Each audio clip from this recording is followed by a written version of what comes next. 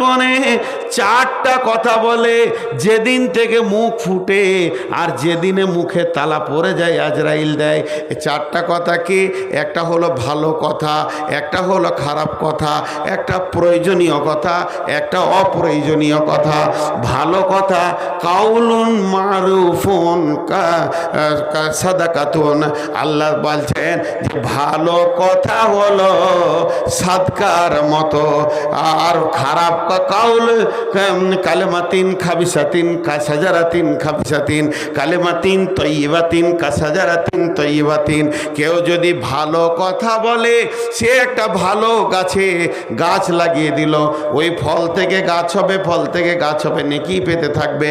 কেউ যদি খারাপ কথা বলে, সে একটা নিমের গাছ লাগিয়ে দিল, যত ফল হবে গাছ হবে, গাছ হবে, অত কথা হয়ে যাবে। তাহলে ভালো কথা, খারাপ কথা, প্রয়োজনীয় কথা, অপ্রয়োজনীয় কথা। খারাপ কথা বললে গুনাহ আছে, ভালো কথা বললে নেকি আছে। এই যে আমি কথা বলছি গেল ভালো কথা, যারা শুনছে তারাও নেকি পেয়েছে, যে বলছে সেও নেকি পেয়েছে। আর খারাপ কথা হচ্ছে খিস্তি করা, গাল দেওয়া, মিথ্যা কথা, গীবত, পরনিন্দা, পরচর্চা। যে শুনবে সে গুনাহ পাবে, যে বলবে সে গুনাহ পাবে। দেখে লিগা। আর প্রয়োজনীয় কথা, প্রয়োজন আছে কিনা কথা বলার। সকালে উঠে ঘুম থেকে বেটাকে ডেকে হচ্ছে, বেটারে রতুয়া যা, তোর মায়ের ওষুধটি লিয়াই, এই কথা বললেও নেকি আছে। প্রয়োজনীয় কথা যে মানুষ মুখ দিয়ে বলে, সাদকার নেকি পেতে থাকবে। আর অপ্রয়োজনীয় কথা, জি, গায়ের চায়ের দোকানে বসে আমেরিকার চিন্তা করছে, সুবহানাল্লাহ, টুইন টাওয়ারের চিন্তা করছে, জি, এই খারাপ কথা তো গুনাহ হবে। আল্লাহ বলছে আল্লাহর ভয়কে দিলে ভর, চুষে নিলে সব টাকাটি। আমি আর টাকা কার কাছে যাব? যদি মনে করছিলাম যে 2 টাকা চাবো, আর চাওয়া যাবে না। ডোর টু ডোর চুষে নিলে, হাড় শুদ্ধ চুষে নিলে। জি, তা আল্লাহর ভয় দিলে যখন ঢুকে যাবে, ওর জিভ কন্ট্রোল হয়ে যাবে। দেখেন, মোবাইল মিথ্যা শিখাচ্ছে, এটা হলো মীর কামারি। কমিটি ছেলে আমাকে ফোন করছে, আসসালামু আলাইকুম মাওলানা, কোথায় আছেন? আমি আছি ফারাক্কাতে। ওকে বলছি মালদা পার হয়ে গেলাম। জি, আমি আছি ফারাক্কাতে, ওকে বলছি মালদা পার হয়ে গেলাম। আমি আছি বাহারালে, ওকে বলছি দুর্গাপুর ঢুকে গেছি। লে ভেজাল, মিছে কথা। যখনই আমি বলতে যাব ফারাক্কা নদীটা আমি পার হচ্ছি, এবার মনে মনে নিয়ত করলাম যে বলি ওদেরকে যে আমি মালদায় আছি, কিংবা কালিয়াচক পার করেছি, এই মথাবাড়ি পার করেছি। এই কথাটা যখনই বলতে যাব, আল্লাহর ভয় এটা মনে পড়বে। কেন ফোনের ভিতরে 2 জন নাই, আমি কমিটি আমি নাই, মধ্যখানে আর একজন রয়েছে, সে আসমান থেকে দেখছে, ই কি বলছে, ই কি শুনছে, তুই কোথা রয়েছিস। এই আল্লাহটা যখন মনে পড়ে যাবে, তখন আমার মুখ আর মালদা বলবে না, বলবো ফারাক্কায় আছি। এর জন্য বলছে আল্লাহকে ভয় করো, সত্য কথা বলো, নরম কথা বলো, জিভ দিয়ে কোনোদিন গরম কথা বলো না। গোটা বডিতে যত মাংস আছে, জিভটা নরম না শক্ত? জি ভাই, ওঠার নিয়ত যারা করেছেন ওদেরকে বলছি, হাত ধরে বলছি 10 মিনিট লাগবে না। উঠার নিয়ত যারা করেছেন, হাত দুটো ধরে বলছি 10 মিনিট লাগবে না। এই আয়াতটা তর্জমা করতে দেন, আমি খুশি হব। মা বেটি 10 মিনিট। ওই তুই বস, তুই আবার কোথা থেকে হাজির হলি? তো এই জিভ দেখেন, জিভের মাংসটা নরম না শক্ত? কথা বলে না তো। নরম জিভে গরম কথা বের হচ্ছে কি করে, শক্ত কথা বের হচ্ছে কি করে? শেখ সাদি বলছে নরম জিভে নরম কথা বল। আর জিভ কোথা আছে? 32টা দুশ্মনের মাঝে আছে না? ওর পাশের, ওর প্রতিবেশীগুলো ভালো না খারাপ? খুব মজবুত। জিভ কত চালাক, দাঁত সমস্ত খাবারের পিড়ে রস বের করে, আর মজাটা লুটে কে? দাঁত মজা পায়, জিভ পায়। শেষ দিকে একটু ডিস্টার্ব শুরু হয়ে গেল। জিভ মজা লুটে, দাঁত শক্ত জিনিসকে পিড়ে রস বার করে। তা দাঁত কোনোদিন জিভকে বলেছে যে তুই একা লুটি গেলি, খাটলি না, সারা জীবন খেয়েই গেলি, খাটলি না? বলেছে? বলেনি। কেন? জিভের ব্যবহার ভালো, খুব নরম নরম, দাঁতের সঙ্গে নরম ব্যবহার করে, দাঁতের সঙ্গে খারাপ ব্যবহার করে না। দাঁত জানে যে আমাদেরকে জিভ ভালোবাসে। কেন? দাঁতের ফাঁকে যদি কিছু ঢুকে যায় তো জিভ বারবার খোঁজলাই, বার হলো লাই না? দাঁতের ফাঁকে কিছু ঢুকলে জিভ নিশ্চিন্তে থাকতে পারে? বারবার ব্রেনকে বলে তুই বার কর, হাতকে বল কোথা থেকে একটা লকড়ি নিয়ে আসুক, আমার প্রতিবেশী কষ্ট আছে। এই জন্যে দাঁত জিভকে ভালোবাসে। আল্লাহ তাবারক এই জন্য বলা হয়েছে তোমার জিভ যদি কন্ট্রোল থাকে, জিভ যদি সেভ থাকে, তুমি দুশ্মনের মাঝেও বাস করবে, আনন্দে থাকবে। তোমার ভাষা ঠিক থাকলে, তোমার চলাফেরা ঠিক থাকলে তুমি দুশ্মনের ভিতরেও বাস করবে। এর জন্য আল্লাহ বলছেন কুলু কওলান সাদিদা, নরম ভদ্র কথা বলো, মিষ্টি মিষ্টি কথা বলো, মানুষের সঙ্গে ভদ্রতা দেখাও, মানুষের সঙ্গে ভদ্রতা দাও, আচরণকে দাও। তাহলে কি হবে? দুইখানা লাভ পাবে, দুইখানা লাভ পাবে, দুইখানা লাভ পাবে। এক নম্বর হচ্ছে ইসলিহ লাকুম আমালুকুম, তোমার সমস্ত আমলগুলো সহি হয়ে যাবে। হাতের আমল ঠিক হয়ে যাবে, পায়ের আমল ঠিক হয়ে যাবে, দিলের আমল ঠিক হয়ে যাবে, নামাজ রোজা ঠিক হয়ে যাবে, হজ যাকাত ঠিক হয়ে যাবে, কোনো আমলের ভিতরে ঘাটতি দেখা যাবে না। জিভ কন্ট্রোল হয়ে গেলে সারা বডিতে যত পার্টস আছে সবাই আমলগুলো ঠিক করবে। আল্লাহ নিজেই বলছেন ইসলিহ লাকুম আমালুকুম। একটা লোকের হাত পা চোখ কান সব যেন হলুদ হয়ে গেছে, জন্ডিস হয়ে গেছে, ওকে ডাক্তারের কাছে নিয়ে যান। ডাক্তার গোটা গায়ে সাদা রং মেরে দেবে না, না না, ডাক্তার জানে এর বডির রোগ লয়, পাকস্থলীর রোগ। ওখানে যখন ওষুধ দেবে হাত পা যেমন সব ঠিক হয়ে যাবে। মানুষের জিভ যখন কন্ট্রোল হয়ে যাবে, সরঙ্গাও পর্যন্ত কন্ট্রোল হয়ে যাবে, ওর দ্বারা আর কোনো গুনাহ হবে না। এরপরে লাভ কি হবে? দ্বিতীয় লাভ ওয়াগফির লাকুম জুনুবাকুম, ওয়াগফির লাকুম জুনুবাকুম, ওয়াগফির লাকুম জুনুবাকুম। তার জীবনের গুনাহগুলো মাফ হয়ে যাবে।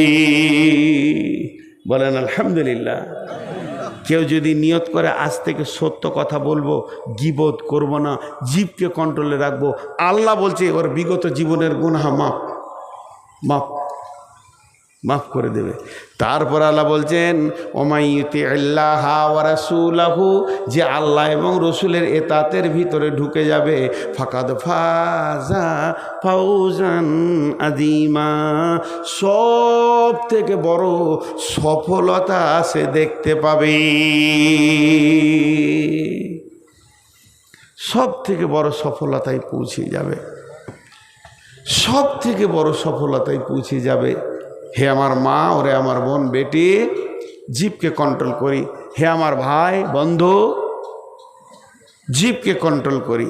জিভ কন্ট্রোল হয়ে গেলে সব কন্ট্রোল হয়ে যাবে। বক্তব্যের বিষয় আজকে ইতি টানছি, কিন্তু আপনাদের কাছে আমি একটা ভিক্ষা চাইছি। ভিক্ষাটা হচ্ছে 5 মিনিট, উঠবেন না, উঠাবো 3 মিনিট পরেই।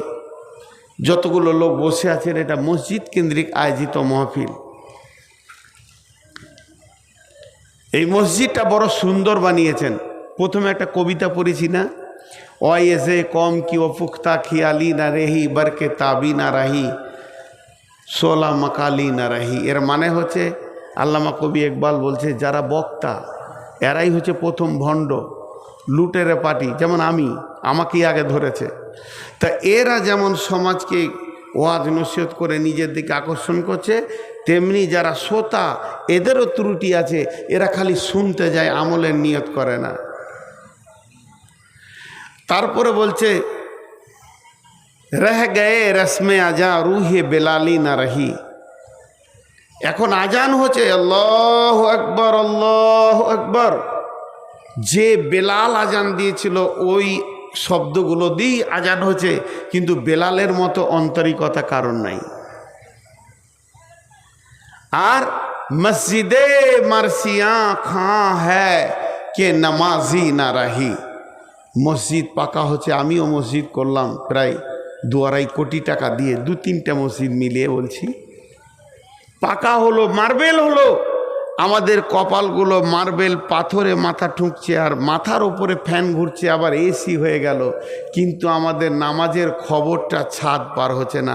সাহাবীদের কপালে মাটি উঠে গেছে, তাদের নামাজের খবর আরশ পর্যন্ত পৌঁছে গেছে। মসজিদ পাকা হলো, ঈমান কাঁচা, আর তাদের ঈমান ছিল পাকা, মসজিদ ছিল কাঁচা। ভাইয়া, এই মসজিদে যারা টাকা দেবেন তার জান্নাতে ঘর বানানো হবে। অনেক কথা আছে, আমি হাদিস আর পড়ছি না। মাম বানা লিল্লাহি মসজিদান বানাল্লাহু লাহু বাইতান ফিল জান্নাহ। আমার হয়ে গেছে 3 মিনিট। আপনাদের কাছে আমার আবেদন, এখন আমি দোয়া দিব, নারীরা আস্তে, পুরুষেরা জোরে আমিন বলবেন। এটা বলতে হচ্ছে এখন 2 বছর থেকে, আগে লোক আমিন বলতো দোয়া ধরে নিলে। আর দোয়া যেই শেষ হবে, আল্লাহর ওয়াস্তে বলছি, আল্লাহর দিকে আঙুল তুলে বলছি, আপনারা এই টেবিলে একবার হাতটা রেখে যাবেন। টেবিলটা ওইখানে করে দেন ভাই, একটু টেবিলটা ওইখানে করে দেন। টেবিলে হাতটা রেখে যাবেন, খালি 10 টাকা হোক আর 5 টাকা হোক, 1 টাকা হোক, শেষ কথা। টাকা নাই তাও টেবিলে হাতটা আপনি খালি হাত রেখে যাবেন। এখন একটা জিনিস দেখতে চাইছি, যিনি টেবিলে হাত না রেখে চলে যাবেন উনি হাত তুলেন, দাঁড়ান দোয়া দিই। যিনি টেবিলে হাত না রেখে পালাবেন উনি হাত তুলেন, দেখি ওনাকে আমি জিজ্ঞেস করব কেন পালাবে। আপনি বলবেন টাকা নাই, আমি তো টাকা চাইনি। শেষ কথা, খালি হাতটা রেখেও যাবেন। জোরে বলেন ইনশাআল্লাহ। পালাবেন না তো ইনশাআল্লাহ? বেশ, এখন দোয়া দিচ্ছি। এই আল্লাহ, সন্ধ্যা থেকে এই পর্যন্ত যত কোরআন হাদিসের সহি কথা হয়েছে সেগুলো আমাদেরকে আমল করার তৌফিক দাও। 3 জন আমিন বলেছে। এটা বলতে হবে কি? আব্দুল্লাহ ভাইয়ের কা 500 টাকা।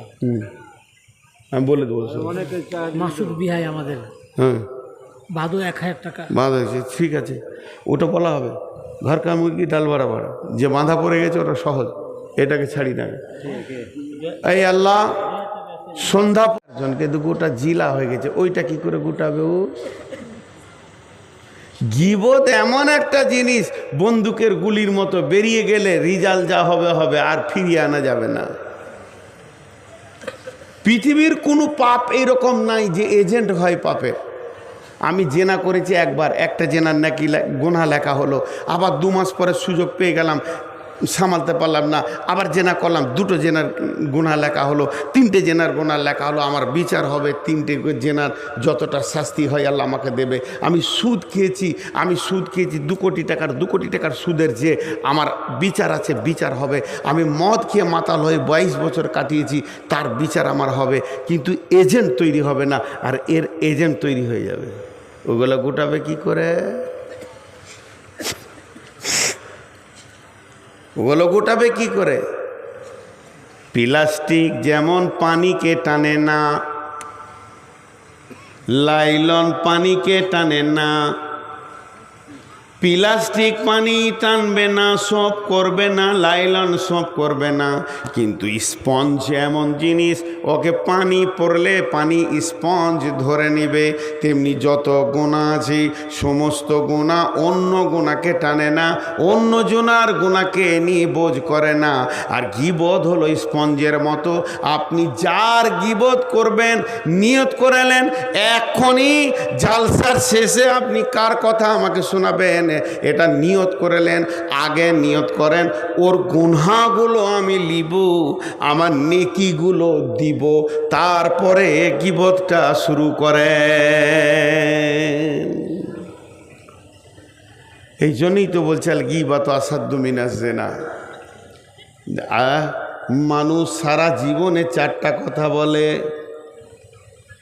মানুষ সারা জীবনে 4 রকম কথা বলে। একটা মানুষ টোটাল সারা জীবনে 4 রকম কথা বলে, 5 রকম কথা বলে না। এর জন্য আল্লাহ বলছেন কাল্লা লায়ুমবাদান্না ফিল হুতামা। রেগে পালাইছে নাকি গো? আহা, আমাকে আল্লাহ এরকমই বানিয়েছে। বয়স্ক মানুষ আর কত জাগবে?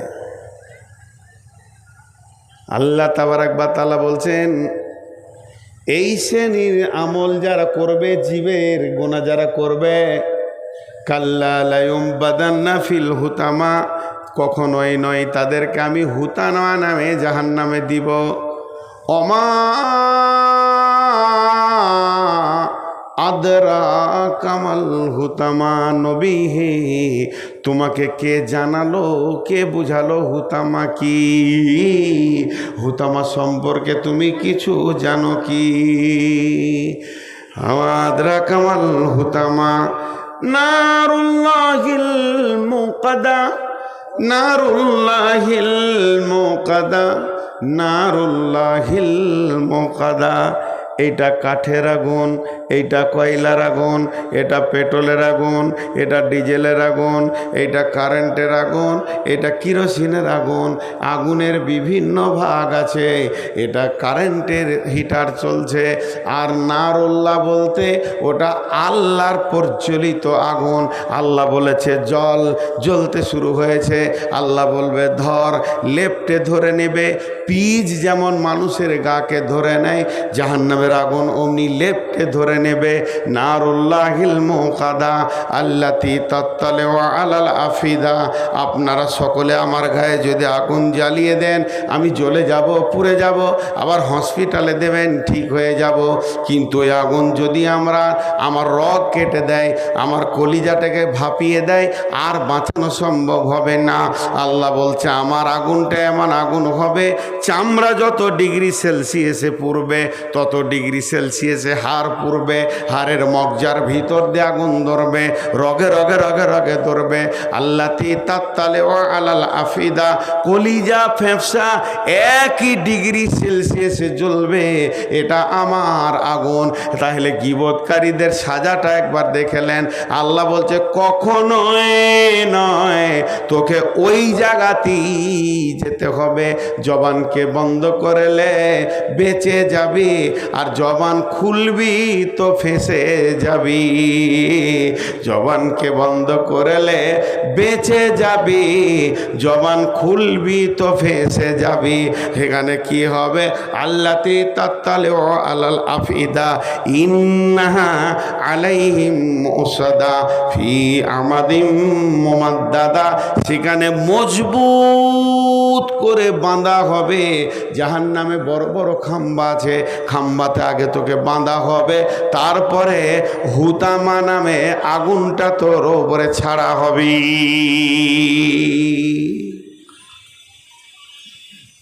আগে খুঁটিতে বেঁধে দিলেন আমাকে, যে কারেন্ট দিচ্ছেন আমার গায়ে, গোটা বডি কারেন্ট, গাছের সঙ্গে মজবুত করে বেঁধেছেন, হিলতে পারছি না। তারপরে ক্ষুধার্ত বাঘটাকে ছেড়ে দিলেন, যা, ও ছিঁড়বে, আমার লড়ার ক্ষমতা নেই।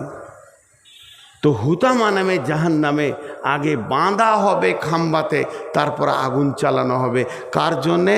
যারা পেছনে সামনে মানুষের কথা বলে কষ্ট দিয়েছে। জি, নবীর বিবিদের ভিতর একটা বিবি ছিল শর্ট, একটু শর্ট। তার এক বিবি বলছে ও শর্ট। আল্লাহ রসুল বলছে তুমি গীবত করলে? এইটুকু কথা, চোখেও গীবত হয়। ও কিছু কাজ করছে, দিয়ে ওখানে বলছে আমি এটা করেছি, এই করেছি, আমি তখন আমার বন্ধুকে ইশারা করছি, এটাও গীবত, এটাও গীবত। জি ভাই, খুব খতরনাক। কচ্ছপ দেখেছেন? কচ্ছপ পুকুরে আছে, আর পুকুরের মালিক ওই জেলেদের সঙ্গে কথা বলছে যে আমার পুকুরে যা আছে তোমরা জাল টেনে সব ধরে নাও, ছোট বড় লম্বা চড়া মাছ টাছ যা আছে তোদের আমাকে 20,000 টাকা দাও। কন্ট্রাক্ট হয়ে গেল। জেলেগুলো ওকে 5,000 টাকা দিয়ে দিলে, বলে কালকে জাল নিয়ে আসছি, গোটা পুকুরকে সাফ করে নিব যা আছে, আর 15,000 দিয়ে দেবো, নিয়ে চলে যাব। কচ্ছপটা ধারে শুনছিল, পানির পাশেই বসেছিল, ওর জানটা শুকিয়ে গেল, কালকে মরে যাব রে। আর বাঁচার উপায় নেই।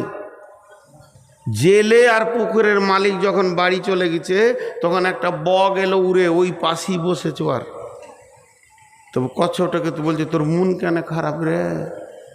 বলে, অবস্থা খারাপ যে, খবর তো খুব খারাপ, কালকে আমার জান শেষ। বলে, কেন? কালকে সব যা আছে ধরে নিবে।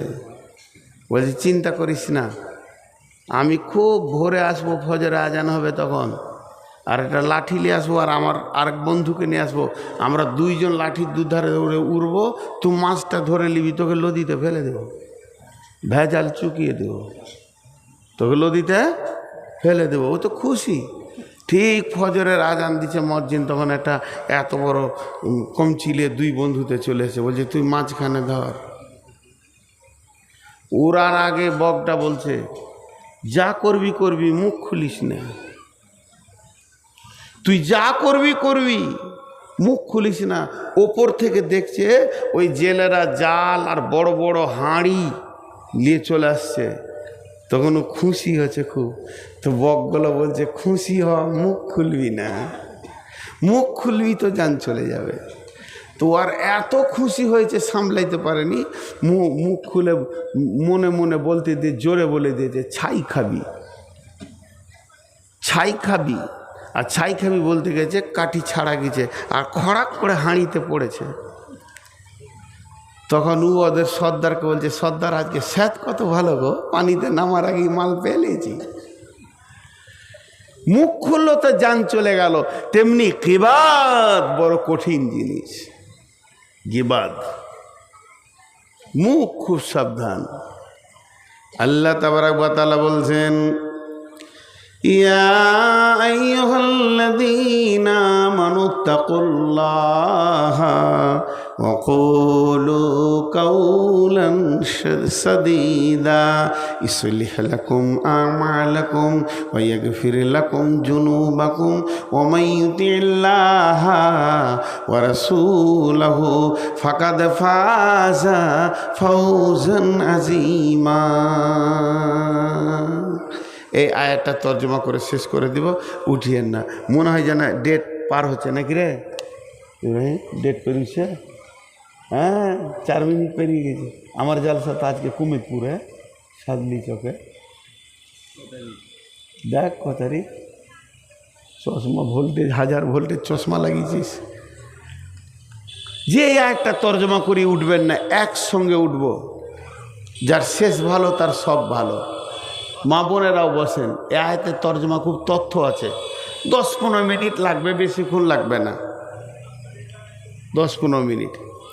আল্লাহ বলছেন, ইয়া আইয়ুহাল্লাযীনা আমানুত্তাকুল্লাহা ওয়া কুলু কাওলান সাদীদা।